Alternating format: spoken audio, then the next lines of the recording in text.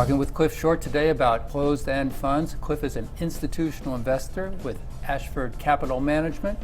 Cliff, give us your perspective on closed-end funds. What we like to do is we like to find a way into an asset class where we have more than one way to potentially make money for the portfolio.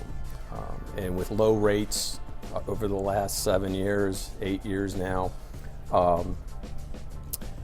it gets tougher and tougher. So what we like to do is we like to get a total return. And what we see with closed end, and again, you have to be particular about what closed end and what asset class is in there. You have to know the underlying leverage, what type of leverage.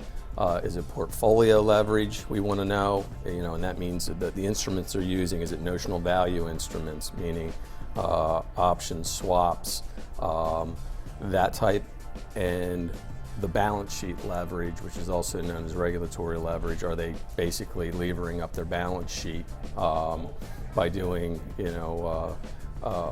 short-term bonds and creating a capital structure that's different than what they IPO'd at? So having said all of that, what we like to see is, first, we like the asset class, some type of fixed income, whatever it may be. The second thing we like to see is we like to see a discount from the NAV. We look at a 5-year discount history, the average, and we want to find out why that discount's in there to the best of our ability. Then on top of that, we want to understand the yield, the distribution yield.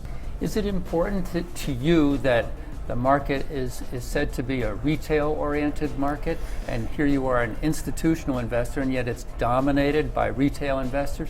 How does that play into your thinking? It does play into our thinking.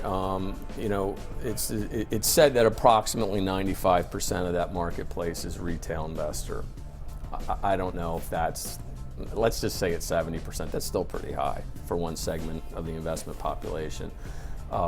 It does play into that,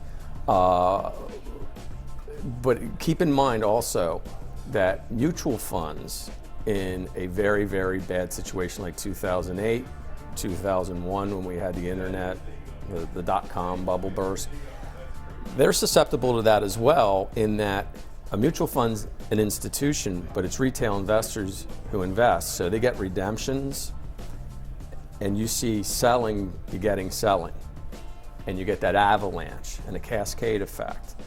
So we do take that into consideration, but other than private LPs, that's generally, although they got hit in 2008 as well from redemptions, that's generally going to go across the board when you hit a point of inflection in the markets that's negative and people want money. How important is liquidity and scale when you're sizing up potential investments to buy? That's extremely important. For a larger portfolio,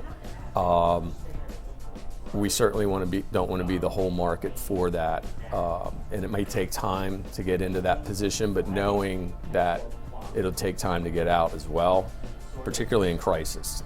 Things become really frozen, so we don't go overboard. Now, if we like an asset class and we know we want to go into that asset class with a certain amount of money, and we find a vehicle, we see how many vehicles look alike or how many of the vehicles are common, and we split that money up among it, but it gets a little tricky. For more information and data on individual closed-end funds, visit our sponsor, cefconnect.com, the authority on closed-end funds.